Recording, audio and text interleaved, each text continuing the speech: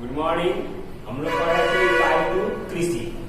कृषि में हम लोग ने पिछले वीडियो में जो गेहूं और चावल जो भारत की प्रमुख खाद्य फसलें हैं, प्रमुख खाद्यान्न है, उसके बारे में हम लोगों ने जाना कि कहाँ कहाँ इसका उत्पादन होता है। भारत में ये फसल भारत के लोगों की जनसंख्या के जीविकोपार्जन के लिए, जीवन जीने के लिए ये आधार है। ये दोनों फसल जो है चावल और गेहूं, और सबसे अधिक चावल और गेहूं का उत्पादन भारत में किया जाता है।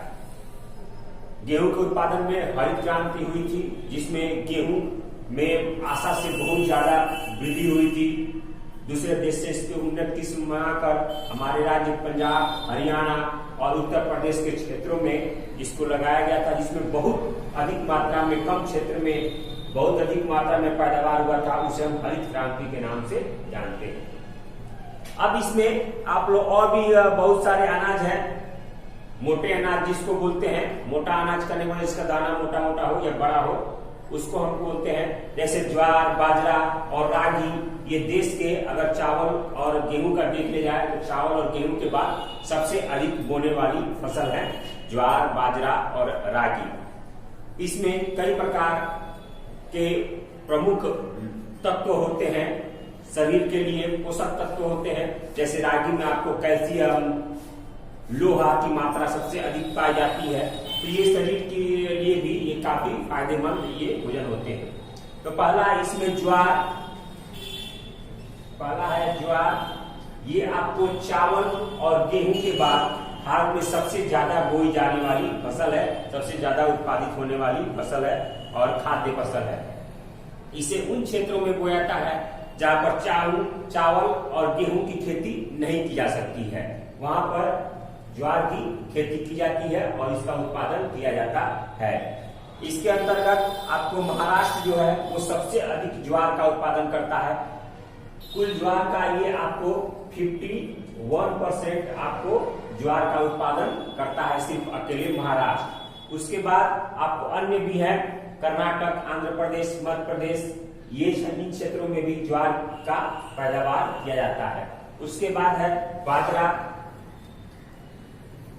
बाजरा ये भी आपको एक प्रमुख फसल है, मोटे अनाज के तौर पे देखा जाए। यह भारत की कुल कृषिगत भूमि का 7% क्षेत्रों पर ये आपको बाजरा का उत्पादन किया जाता है। यानी कुल जो कृषि योग्य भूमि है भारत की, उसका 7% क्षेत्र में आपको बाजरा का उत्पादन किया जाता है। और गरीब लोगों के लिए और पशुओं के लिए भी एक प्रमुख ये फसल है। पशुओं की दृष्टि से, खाने के लिए दृष्टि से भी लोग इसकी बुआई करते हैं, इसका उत्पादन करते हैं। इसका सबसे बड़ा उत्पादक राज्य आपको गुजरात, राजस्थान, उत्तर प्रदेश और महाराष्ट्र है। इन क्षेत्रों में बाजरा का सबसे अधिक उत्पादन किया जाता है। इसके बाद रागी है। ये आपको शुष्क प्रदेश की फसल है रागी, जो उसको मैंने बताया था कि इसमें बहुत अधिक मात्रा में लोहा या आपको शरीर के लिए जो तत्व हैं, कैल्शियम, वो बहुत अधिक मात्रा में रागी में पाई जाती है। और यह लाल, काली, बलुआ, दोमट, इस सारी मिट्टियों में ये रागी आपको हो सकती है और इसको बोई जाती है।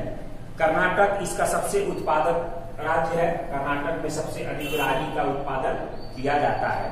उसके बाद है मकई। मकई चौथा नंबर है मकई। ये भी आपको ये काफी प्रमुख फसल है, भारत में ये प्रमुख खाद्यान्न के रूप में है। और ये मोटे अनाज के मामले में ये काफी महत्वपूर्ण रखता है, क्योंकि ये पशुओं के खाद्यान्न में भी इसका काम आता है, इसका उपयोग किया जाता है। और इसमें ग्लूकोज का मंड की मात्रा काफी होती है।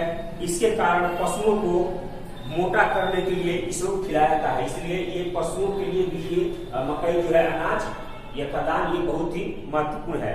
यह एक खरीफ फसल है मकई, और इसे 21 से 27 डिग्री तापमान के अंतर्गत बोया जाता है।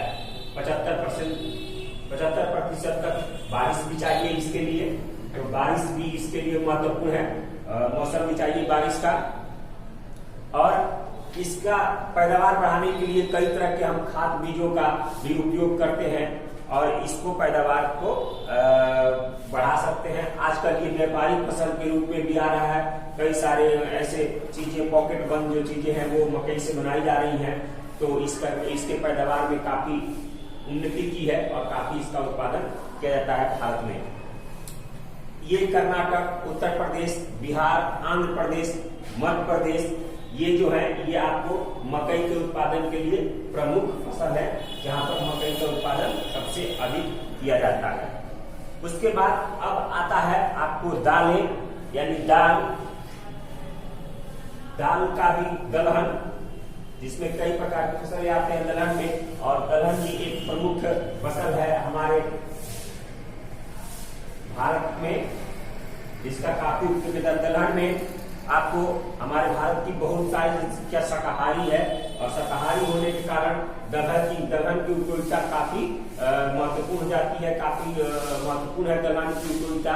इसलिए दलहन की खेती हमारे राज्य में हमेशा होती रहती है, क्योंकि ये हमारे शरीर के लिए प्रोटीन का काम करता है। प्रोटीन की मात्रा सबसे अधिक दलहन में पाई जाती है, इसलिए ये हमारे शरीर के लिए भी बहुत ज्यादा लाभदायक है।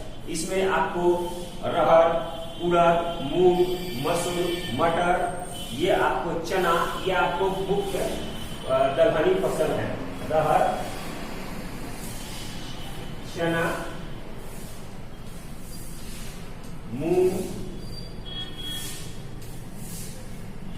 मटर, मसूर, ये आपको प्रमुख दलहन फसलें हैं जिनका उत्पादन आपको भारत में किया जाता है।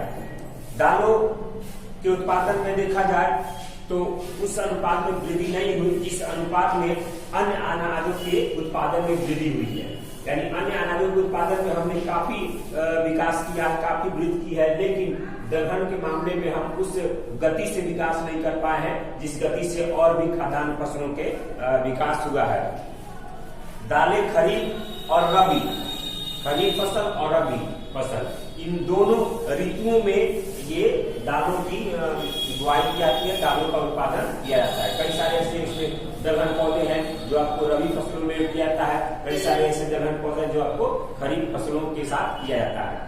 तो ये दोनों ही ऋतुओं में इसका उत्पादन किया जाता है, और इसका सबसे ज्यादा उपयोग भी हमारे यहाँ इसका किया जाता है दलहन पौधों का। तो आज के लिए इतना ही। मोटे अनाज के तौर पर हमने देखा दलहन, या आपको और भी मकई, बाजरा, ज्वार, जो कि हमारे देश के उत्पादन में काफी महत्वपूर्ण है, और इसका सबसे अधिक पशुओं के लिए और मनुष्यों के लिए, मानव के लिए भी काफी महत्वपूर्ण फसलें हैं। तो आज के लिए इतना ही। अगले वीडियो में हम मिलेंगे। धन्यवाद।